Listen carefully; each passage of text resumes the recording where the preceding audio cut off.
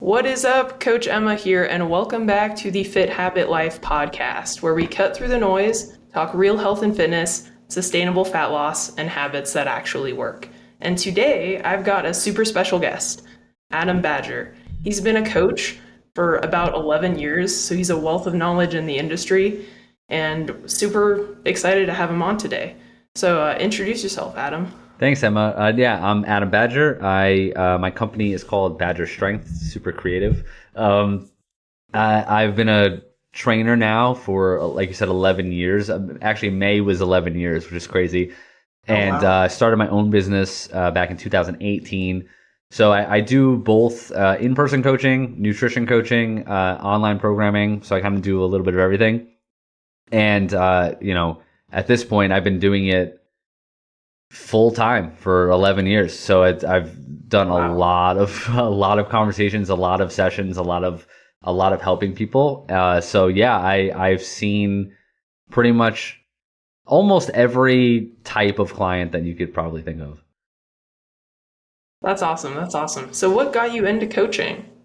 So to be honest, I started working out when I was probably like 12 years old. It was, pretty normal story. Like, I was a skinny kid, and then I out of nowhere got chubby, and I didn't know why I got chubby. And I didn't like it. So I started exercising and paying attention to what I was eating to try to lose weight.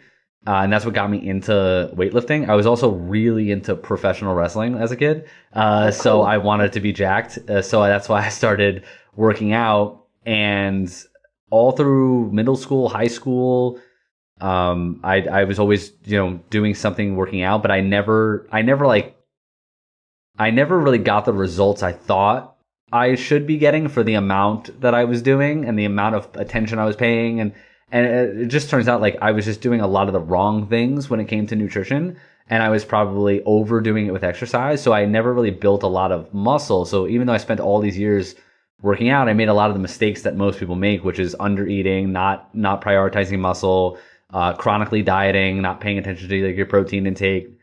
But I had the consistency there. I was at least being consistent with it. So when I got to be like 23, and I had been out of high school for a while, I had worked like a bunch of random jobs and didn't really have like a clear path of like what I wanted to do as like a career. I honestly got a job as a trainer because I thought, oh, well, that would be a cool job to have. I know how to work out. So then I got certified, and I hounded a local gym to hire me.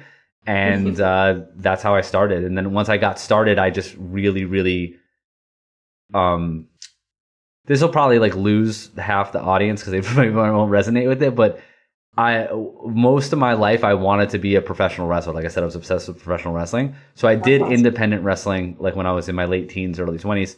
And a lot of that is showing up all the time, doing hard stuff for very little return in hopes that it's going to pay off. So I just kind of took that mindset with training, and I was like, okay, I got a job as a trainer. Everyone here has clients, and everyone here is better than me. I'm just going to start showing up as early as possible, taking any client I can get, any class I can get, hounding the sales manager to give me consults. And, within a few months, I was, had a pretty decent schedule where I was making, some money.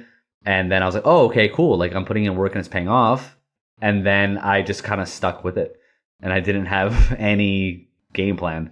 So I just kept coaching. So yeah, that was a long answer, but that's how I got into coaching. It was like, oh, I thought it would be a cool job to have. That's awesome. That's really cool.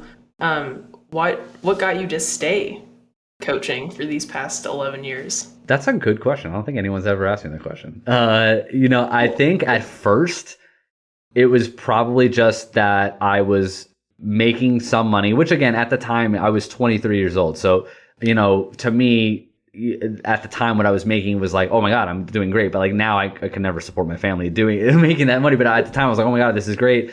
And I made friends with the other trainers, and they became like really close friends of mine.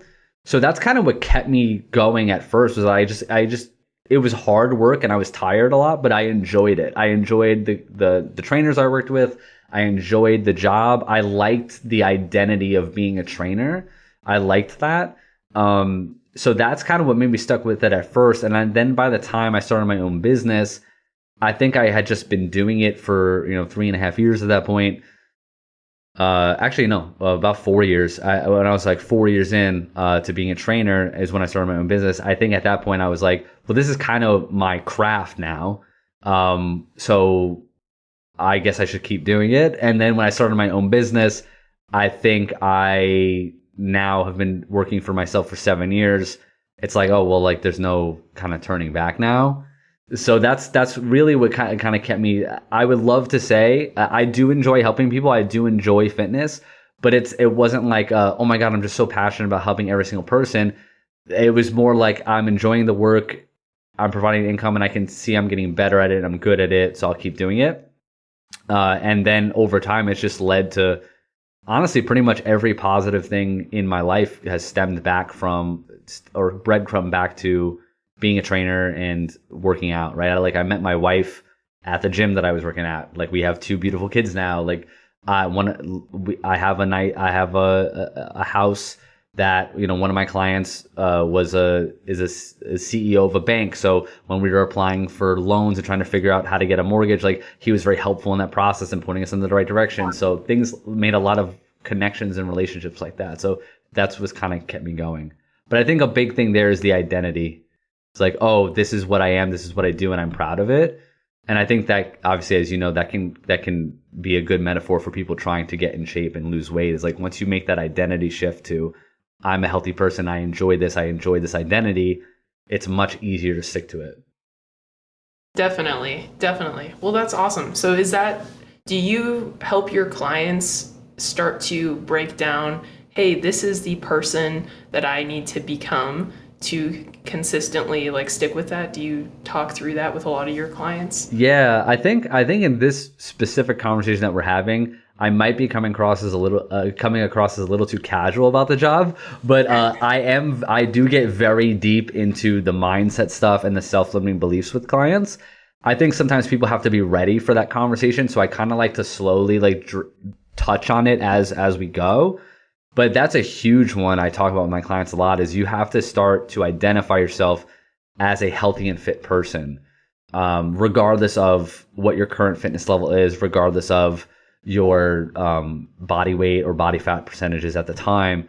You have to decide, am I going to be a healthy, fit person? And then once you make that decision and you latch onto that identity, now you just start making decisions that a healthy and fit person would make in those situations. And it can be really powerful. It just takes a lot of time, as you know, to really create a new habit or build new habits. Yeah, it definitely does. And it's a bummer because most of the industry promotes those quick fix stuff. Yeah. And so sure, you get a lot of pushback with your clients too, where it's like, well, why is it taking so long? And I'm like, how long have you been overweight? Or how long have you struggled with this thing? Yeah. Right?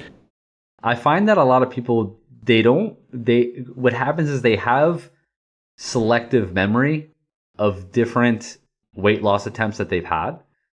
So they remember, hey, that one time when I was in my 20s, I tried this one diet and I lost, 10 pounds in a month. Or, they remember things like that. So then they're always comparing their current process to that. So I kind of always like to remind people that, well, you have evidence that didn't work, right? Because if it worked, you wouldn't have put back on the 10 pounds or the 20 pounds, wherever it is. And obviously I say it in a much more, polite, gentle way. I find that when clients do come to me, though, they are bought into what I'm saying in terms of I think most people are intelligent. They don't give themselves enough credit, right? They act like, I don't know what to eat, I don't know how to do this. But I think truthfully, if you had a gun to their head and said, how do you get in shape? They could give you a pretty legit answer. It's just, there's a lot of overwhelm, there's a lot of information, and they're exposed to a lot of transformations, whether it's online or even at their place of work. If they know someone who lost weight faster than them, and so it shifts their focus away from their process and what works for them and their lifestyle, and they start just kind of freaking out, like, well, if this isn't going fast or not, or as fast as I want it to go, then it must mean there's something wrong with me. And that's when they start to go inward and, is it my hormones? Is it my genetics? Is it my age? Is it because I'm perimenopausal? And they start worrying about all that stuff. And it's distracting them from, well, can you look at the last 12 weeks of your life and say, I worked out 3 times a week. I got 8 to 10,000 steps most days. And I stuck to my nutrition plan 85% of the time. And if you can't do that, then you can't really say, oh, I don't know why this isn't working. Yeah, definitely. That's kind of true. With regards to most people kind of know, generally speaking, what they should be doing.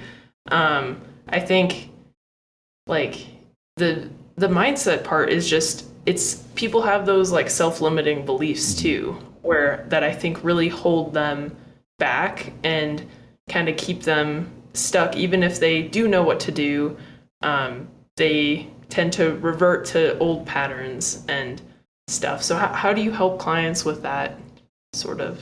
I like to talk to them about habit change, which I'm sure you're really big on, and the concept of the habit loop, right? So they have an emotional trigger or an environment, some sort of trigger or cue that guides them or pushes them towards an old habit, and then that habit gives them some sort of reward, right? So to give an example, if someone wakes up in the morning and they can pretty much, their morning routine, whether it's the routine that's best for their health or not, is pretty automatic, right? So most people, they wake up, they might hit their snooze a couple times, they brush their teeth, they get dressed, they go downstairs, they start their coffee, they have their coffee, right?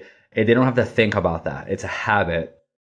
So for them, now if you say, hey, I want to start having protein in the morning instead of just drinking coffee, that can be a really hard habit to start, because now they have to think about it. They have to think about, well, do I have time? Do I need to cook? What food should I eat? How many grams of protein are in this? It's a lot of thought that goes into it. So then they're not able to stick to it. But it's helpful to go, all right, well, you're in that situation. Your trigger or cue is waking up in the morning. The habit is coffee, and the reward you get from it is some sort of security, some sort of energy you get from the coffee. Okay, cool. What if we can now attach protein to that coffee in the morning, so you start to get the same reward as you would get with coffee with the protein, right? It doesn't mean you have to take the coffee out of your diet, but maybe we're gonna have a Greek yogurt with it, or we're gonna have a protein shake and mix it in the coffee and have a protein coffee, whatever it is. And now we start to associate protein with that reward of the coffee, and then you can kind of go, oh, well, this isn't that bad, and it becomes part of your life. And that could be the first habit in the row of habits that starts to lead to healthy change. For some people, though, their habits that they're trying to change are more destructive, right? So it's oh, I'm drinking wine every night. I'm not eating lunch. I'm overindulging on snacks. And then that maybe is a little bit deeper. Okay, well, we have to talk about your stress management. So for some people, it's really getting clear on identifying what current habits are holding you back from the goal that you want. And instead of just cold turkey stopping them or trying to stack new habits on top of that, which is also difficult, we have to start replacing habits, right? So we have to start looking at those habits, and it's best to start with one at a time, right?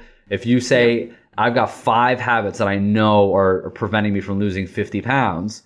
Okay, well, yeah, it would be optimal if you changed all of them, but we can't start there. So maybe we're going to start with the one. And it might be, okay, you snack every day around 4 o'clock, and those snacks are chips and cookies or whatever it is, and it's preventing you from seeing your goals. Okay, cool. Now we're going to start setting up your environment a little differently. Maybe we're going to have a protein shake every day at 3 o'clock.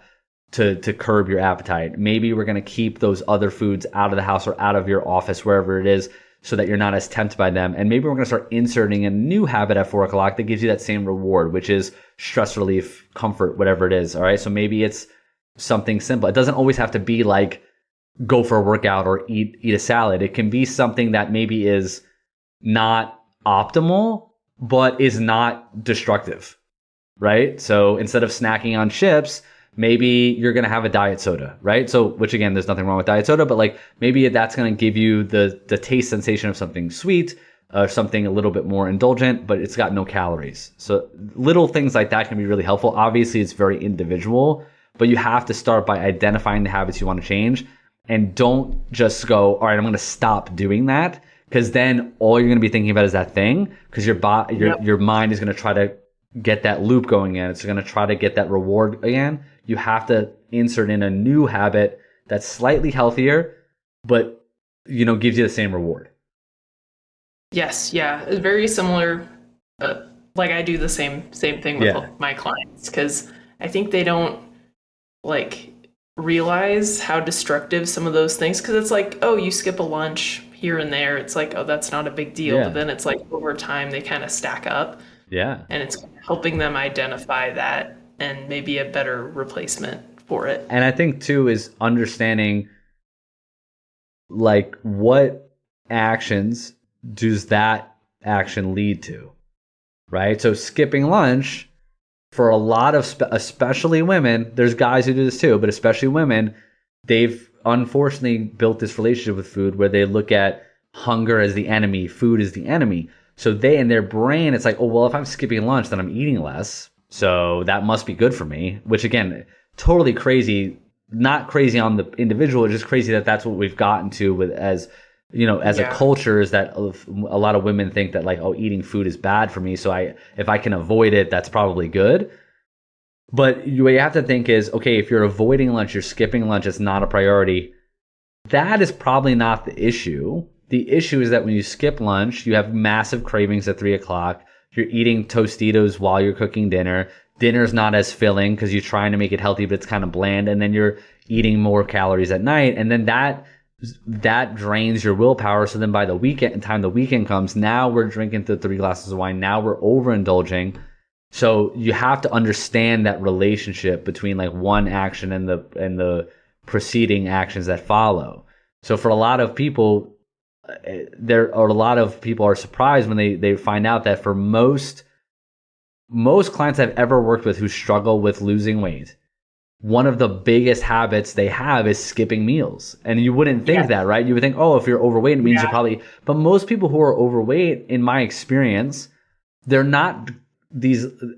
And I mean, like, they're not like gluttonous. They're not waking up every day and eating donuts and going to McDonald's. That's not happening. What's happening is they're not prioritizing food, and then they're emotionally coping with food, and they're eating foods that are very calorie dense. So calorie dense meaning that the food, it doesn't look like a ton of food, but it's packed with calories. It comes with all these hidden calories, right? So they might say, well, I only had I didn't eat all day, and then I just had 2 slices of pizza at dinner, and I picked at the fries, right? But that might be 1,200 calories, like in that one sitting.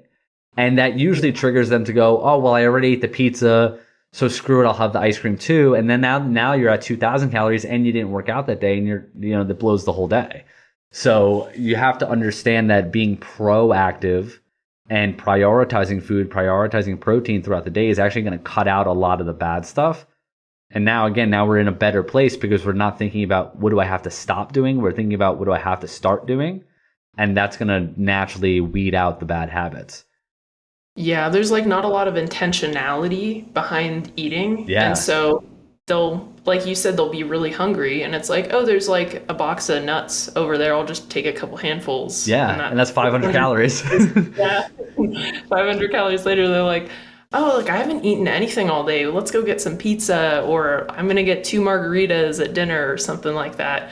It happens all the time, and especially foods like that too, like nuts or like acai bowls and things like that. It's like they're not unhealthy foods. It's just that they're not very filling and they're very calorie dense, right? So like when someone's snacking on nuts instead of chips, I mean, your intentions are good, but it's calorie wise, fat wise, it's almost the same. If not, honestly, I don't know off the top of my head, but I think sometimes the nuts have even more fat and calories than the chips. I think they do, because that's what most of their calories come from. I think they do. Yeah, it's because there's not really any carbs in nuts, so it's all just straight fat, which isn't very filling. So again, and I think sometimes people look at food too much in the lens of healthy or not healthy. They're not looking at it as sometimes if a food is just really palatable, even if it's healthy, you can then easily overeat it, right? Yes. More easily than not, right? So that's why I try to steer. That's another big one too, is I try to steer clients away from doing things like, oh, I found this healthy pizza recipe, this healthy mac and cheese recipe. It's like, yeah, it's healthier, but you're probably still going to overeat calories when you're doing it because it's not changing the habit of eating a more balanced meal that you can look at the plate and you can separately see a protein, a carb, a vegetable. Doing that is going to be way simpler than trying to, like you said, you used to be a software engineer. It's like doing some sort of complicated, complex equation to figure out what your macros are in this like breakfast lasagna that you made, instead of just going, oh, I'm going to eat, egg whites, oatmeal, and fruit. Yeah. And that's, I think people think a meal too has to be some like super fancy thing they spend a lot of time doing. It's like, no, just have like carb, vegetable, protein, and then boom, it's super easy. And I think that limits a lot of people too. Yeah, and they tend to they tend to then, as soon as they eat healthy or try to eat healthier, they tend to either go to one extreme where they're eating the healthy pizza, which is, again, still high calorie, still very palatable, easy to overeat, and then they're wondering why they're not losing weight. Or they go, I'm going to eat healthy, and they eat the most bland, boring versions of food, and they're like, this isn't sustainable, I hate it. And there's a massive, massive gray area in between those two things where you can eat meals that you genuinely enjoy, but they're not like so tasty that like you're going to go back for seconds, and they're meeting your nutritional needs. And I think for most people, like, that's the sweet spot, is finding meals that you do enjoy eating, but when you're done with them, you're done with them. You're not like going back for more. They're not super, super tasty to where, every time you eat it, you're just like, oh my God, this is so good. And again, there's nothing wrong with that, but save that for once in a while. Like once in a while, yeah, I like to eat food that tastes really, really good and like enjoy it and not worry about the calories. But I'm allowed to do that, or I have the flexibility to do that, because the rest of my meals that week were pretty normal. Yeah. And I kind of take the same approach with my clients, like no food's off limits. Yeah. Because I realized like I struggled with my relationship to food. Growing up, it was like very restricted in my house. Mm-hmm. And so I would like overdo it, put on like probably 30, 40 pounds as a D1 athlete in college, because I was like, oh, I can eat whatever, pint of ice cream every other night, kind of thing. And so once you like allow things in, that's great, but you also have to realize that you can't have them that much of it all the time. And I think that's 100% true, right? It's like, it doesn't mean that any of that stuff has to leave your life. It's just, moderating it and I like to call it just having like a responsible relationship with it, right? We all are on the same page, and we all know that alcohol isn't healthy for you, but not all, but a lot of people, they still find ways to fit that into a healthy lifestyle, right? So it's totally fine. So it's just as okay to admit that, oh yeah, hey,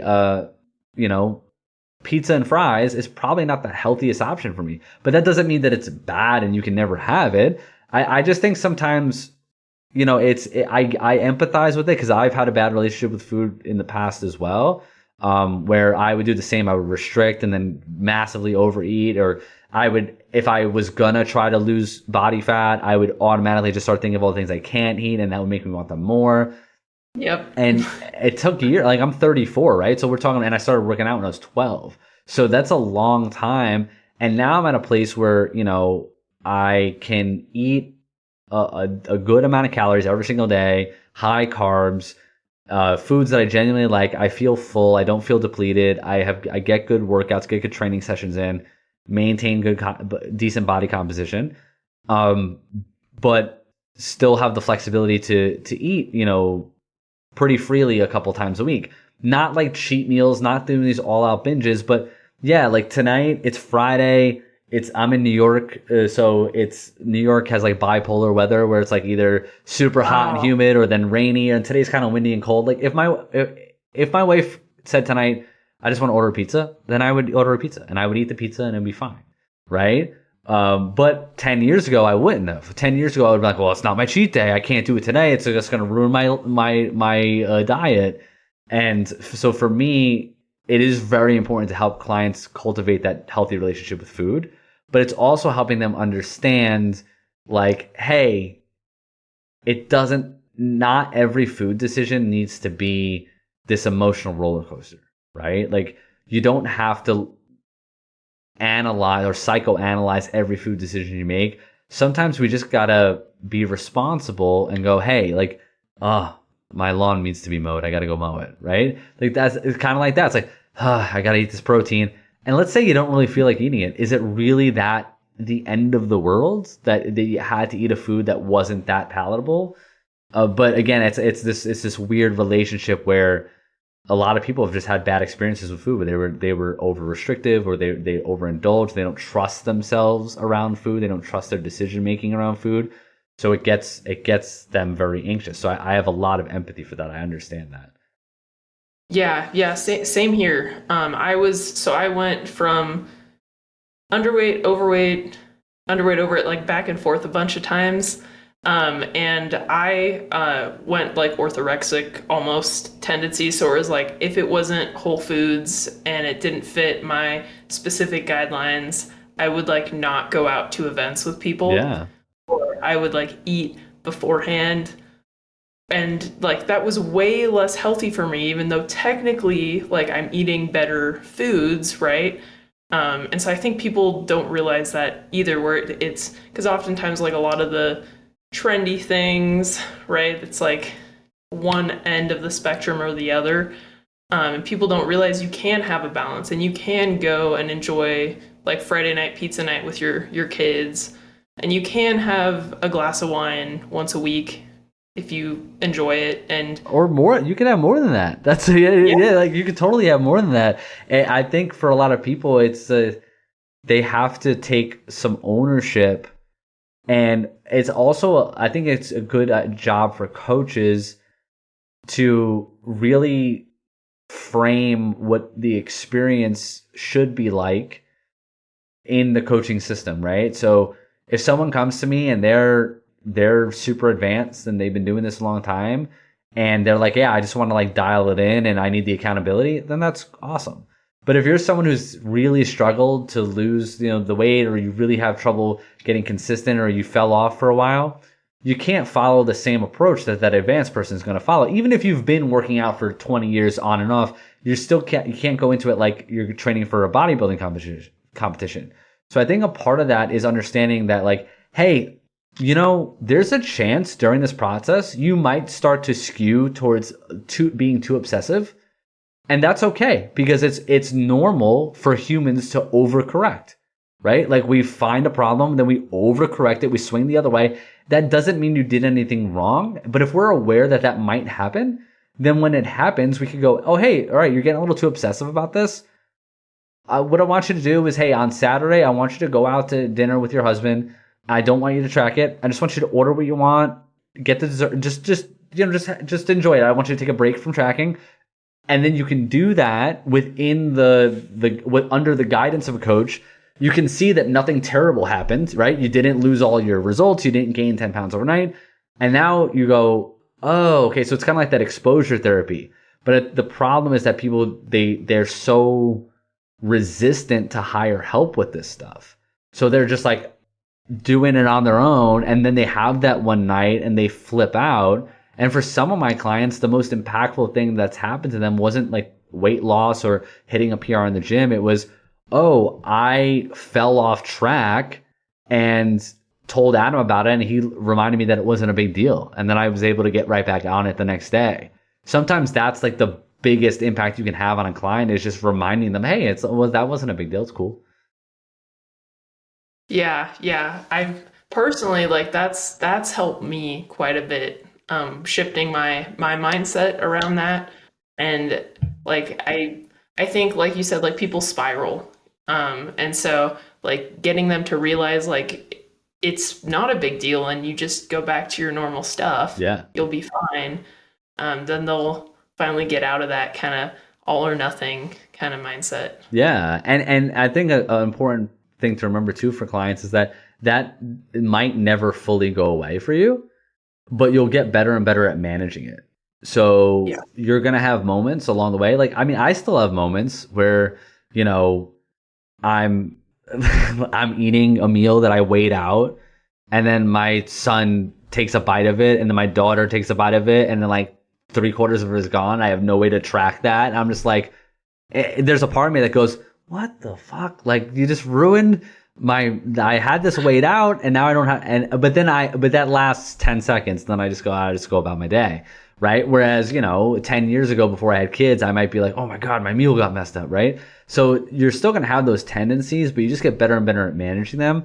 And I think if people can flip their mindset to away from, well, how long is this going to take, to, well, time is my friend, not my enemy. The longer I stick to this and keep practicing it, again, just looking at it like practice, I'm just going to keep getting better and better at it. So it's stripping away those timelines. And yes, I know it's very cool and fun to chase results on a timeline, and you can do that, and there's a time and a place for that.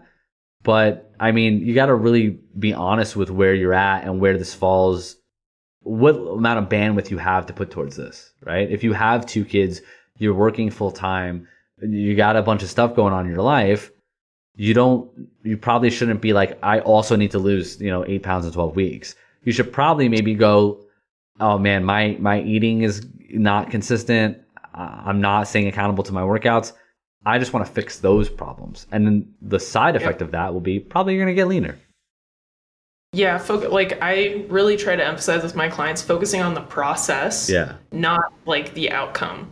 Because that tends to be when people spiral too. Like I've noticed, like, oh, you step on the scale after a week of starting working with me and it hasn't moved. Yeah. And it's like, yeah, but you started working out. You worked out 2 times this week. That's way better than you've been doing in the past. And so trying to get them to realize, like, focus on the small changes, because like you said, over time, that'll get you to where you want to be. Yeah. I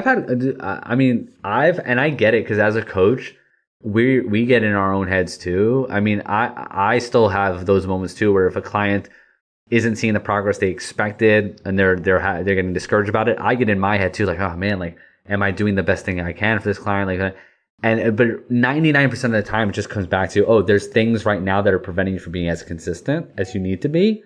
But if you zoom out, you could probably find that your consistency is a lot better than it was 2 months ago, 6 months ago, 12 months ago. So we can hash this out, the feelings that you're having around your body and the discouragement. That's totally cool. You're allowed to have those feelings, but understand that you are moving in the right direction. I had one client who was with me for, I think it was like 18 months, right? And she had pretty big weight loss goals. And she had a lot of underlying health issues. She was a mom of 2. She was busy, but she just knew, like, I got to get this under control. And for the first, I don't know, Emma, probably like 8 months, she like barely lost any weight. Wow. Right? And it wasn't because she wasn't trying. It's just because it was taking a lot of time to really hone in on these habits. There wasn't, a lot, the accuracy of the tracking wasn't where it needed to be. There was weeks of missed workouts. There was underreporting. There was, maybe stressors in her life that she wasn't fully realizing how much they were affecting her. But then the last, whatever it was, let's say, maybe it was more like 13 or 14 months. But we went like a big stretch of time where there was basically almost no weight loss. And then over the last stretch of time we were together, she lost like 40 pounds. Right. So, wow. Yeah. So it was like it's 6 or 8 months of like maybe some small drops. So maybe like an overall weight loss of 10 pounds over 6 months, but then like a 30-40 pound weight loss over the course of the next 8 months, because she got everything in check. She got the habits. It became automatic, and then her body started responding. And I'm not saying that that's the norm. That was a little bit of a longer time frame, but I've also had clients who, they're like, oh my God, I made that one change you told me to make, and I dropped like 4 pounds in the last couple of weeks. So like, you gotta understand that your body's gonna respond at the rate it's gonna respond. But if you could just focus on checking the boxes every single day and staying accountable and staying with it, it will pay off. Because what's the other option? Like, you can either improve and get better, or you're going to choose to stop altogether. Like, that doesn't make any sense to me. Like, you can stop obsessing about it, but you're just going to stop working out. You're going to stop trying to eat healthy. Like, that doesn't make any sense. I don't see the point in that, right? Think about with career change. If you don't like your job, you switch jobs, you switch careers. You don't go, oh, I'll just be homeless, right? Like, right? You figure out a different system, but you don't just go, all right, well, I'm just going to stop working altogether and I'm just going to be homeless. I don't even care anymore. Like, that very rarely, if ever, happens. Yeah, and it's crazy because I don't think people put it into perspective like that. Yeah, like, 100%. Right? Because it's like, okay, you got a mortgage, you got kids, you can't just stop working. Same with your body. Like, you have a body. Like, you can't just stop trying. Like, if you care, like, keep trying and keep making small changes. Because otherwise you're just going to stay the same or get worse. Yeah, well, that is a big one that people forget, is that you don't stay the same. Like, if you stop working out and stop taking care of yourself, you don't stay the same. You do get worse. So it really is only you're improving or getting worse. Right? Like if you, that's actually kind of true. Yeah, but it sucks, but it like, you don't just go, oh, well, I have high blood pressure, I'm pre-diabetic and I want to lose 60 pounds and I'm going to stop trying, and you just stay that way.